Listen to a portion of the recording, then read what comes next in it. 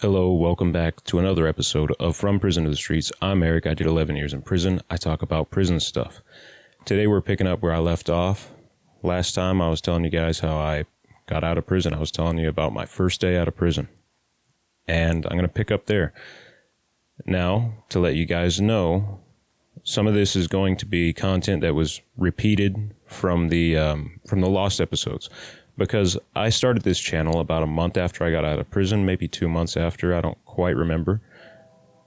But I started making videos almost immediately because I wanted to document this transitional phase from a prison environment to a free world environment. So if there's any repeat content, I apologize for that. And I am going to pick up later on down the line once I finish out all the lost episodes and tell you about the time from where those end up until where I am today. So with that, let's talk about where I was and what I was doing. So I was staying with my mom. I was in Marion, Kansas. I didn't really know anyone. I had never been to Marion before. My first day out, I met with my parole officer. Her name was Amy Finnerty, and she was a really nice lady.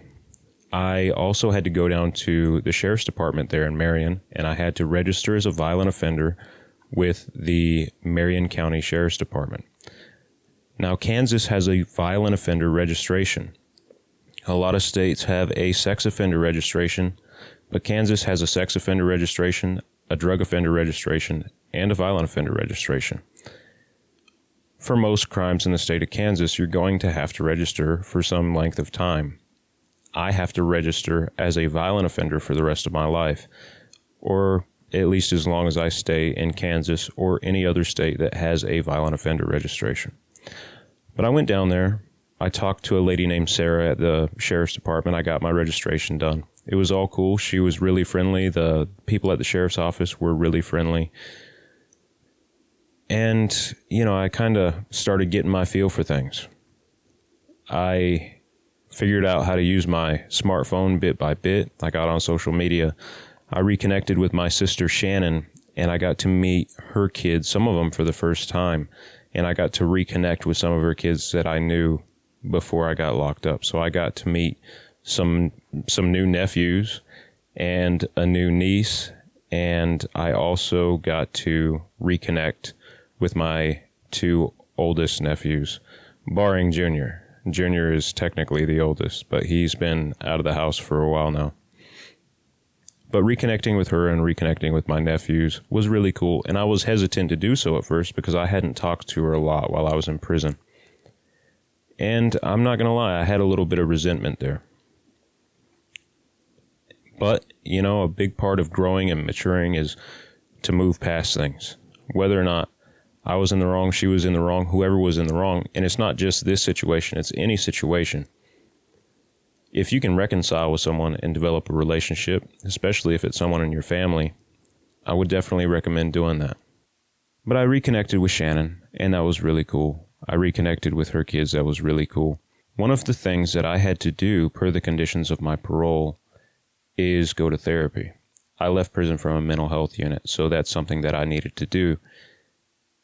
However, the closest therapist was in Hillsborough, which was about 11 miles from my mother's house where I was staying.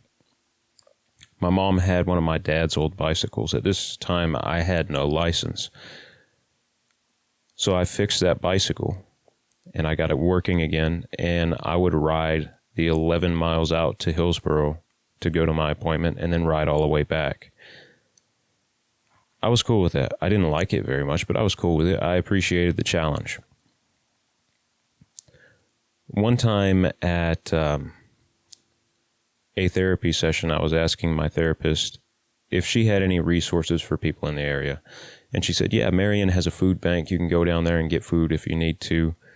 There's a group called Circles that is run by a guy named Mark Rogers, or, a friend of hers named Mark Rogers. I forget how she worded it exactly, but she recommended a organization or a group called Circles to me. So, that's cool, I thought.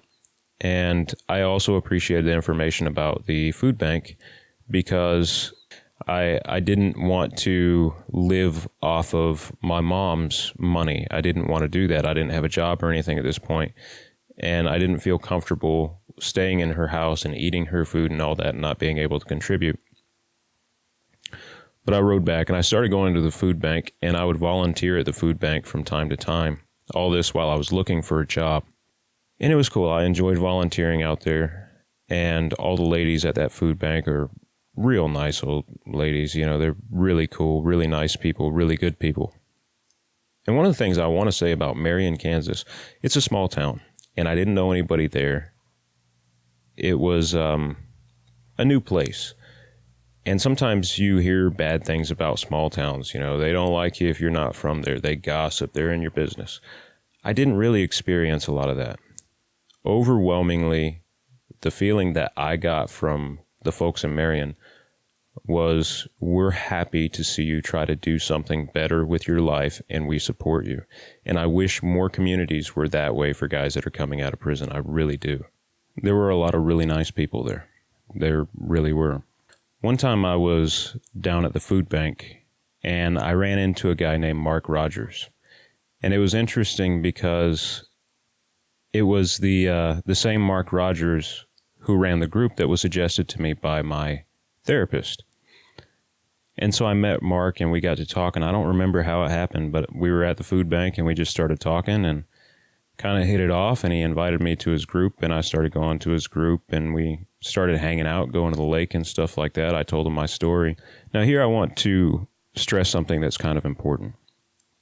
When you get out of prison, a lot of times you'll feel like everybody's judging you or the world is against you, and I felt like that sometimes.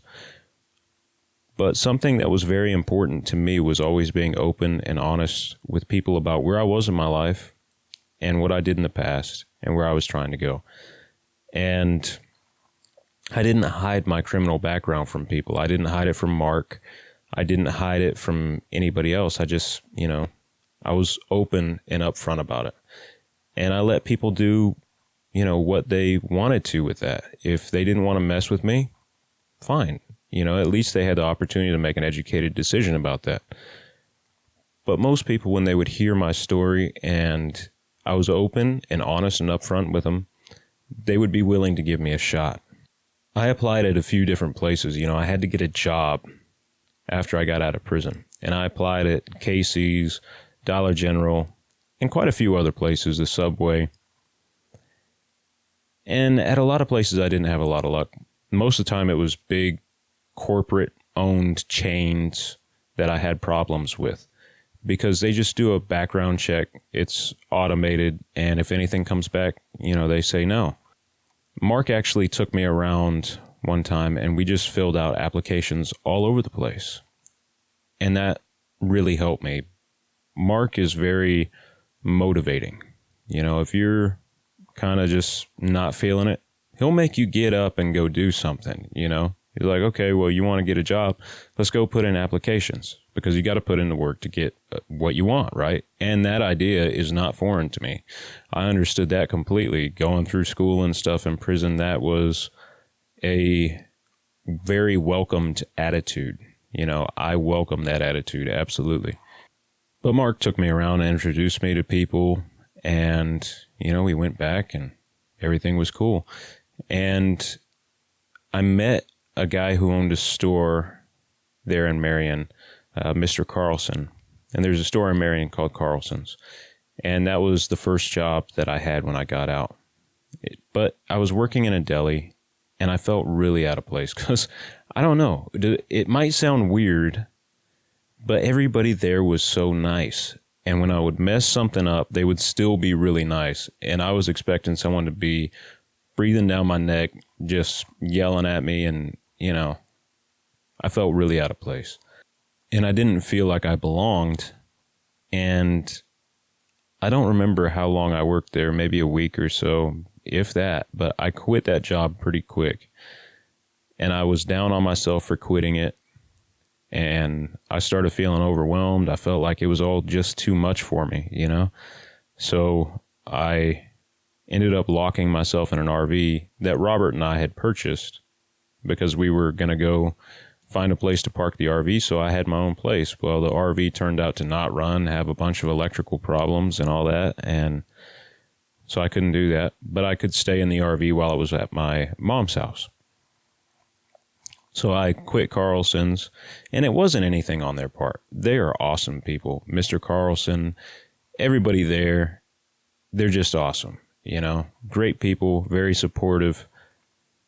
And I don't have enough good things to say about them. But it just, for me at the time, I could have done it. I'm not saying that I can't do anything. I can do anything I set my mind to. I got overwhelmed and I stepped back. But when I did that, while I was locked in the RV, getting in my own head too much, because that's what we do as humans, right? We overthink stuff and we think less of ourselves than we ought to. As I was locked in the RV, I got a call from Dave Richmond. And Dave owned a manufacturing company there in Marion. Mark had taken me over there and introduced me to the guy. I told him my background. I told him everything. And I got a call back from Dave. And he's like, hey, can you start? You know, come in tomorrow. I'll show you around. We'll get you set up to get started. And I thought it was great. I said, sure, let's do this. And so I go up there. And I meet Dave, I meet Lonnie Matz, I meet Kayleah, and all these other great people. And it just seemed like a family. And I started work there. And initially, I absolutely loved it. The people there are awesome. They gave me an awesome chance. I was making good money. I was doing something positive. It was great. And if you've watched my lost episodes, you know that I didn't continue working there. But while I was working there, awesome environment, awesome people. They're great folks. You'll notice that the tone of this video is a little bit different from some of my earlier lost episodes. And there's a reason for that. Because I was in my head. And I wasn't talking positive. I wasn't feeling positive, and I wasn't talking positive when I did those videos. But I want to stress the importance of having a support system around you. There's nothing wrong with asking for help. And if you look for it, you're going to find good people that are going to help you out. If you have the right people in your corner, you won't always have to pick yourself up after falling down. Somebody's going to reach out a hand and they're going to help you out. They're going to help you get on that path that you need to be on. They're going to believe in you when you can't believe in yourself. They're going to keep a steady mind when your mind's all over the place and you're in your own head and you're having a lot of negative thoughts. I cannot overemphasize the importance of having good people around you. And everyone there in Marion gave me such an awesome shake and an awesome shot. I think getting kicked out of my mom's house was really rough. And in a lot of ways, I wish it had never happened and I could have stayed in Marion. But if I hadn't come back down here, I probably wouldn't be where I am now. So I can't really say that I regret any of it. I know this episode's been all over the place, but I hope you enjoyed it nevertheless. Before I go, I just want to tell you guys, keep pushing forward. I know stuff can be extremely rough at times. And you know, when I first got out, it was rough. But I began to develop this mentality. Today might be a rough day. Today might be a good day, but it might be a rough day. But things were tough yesterday, and I got through that. And things were tough the day before that, and I got through that. And things were tough the day before that, and I got through that. There is no reason why I can't make it through today. Things might be tough today, they might suck. But what I can do is do everything in my power to make today as good a day as possible. I can make this day the best that I can. And I can wake up tomorrow, and I can do it all again. I have that power, and so do you. So, I'm Eric. This has been another episode of From Prison to the Streets. I hope you enjoyed it. It's been all over.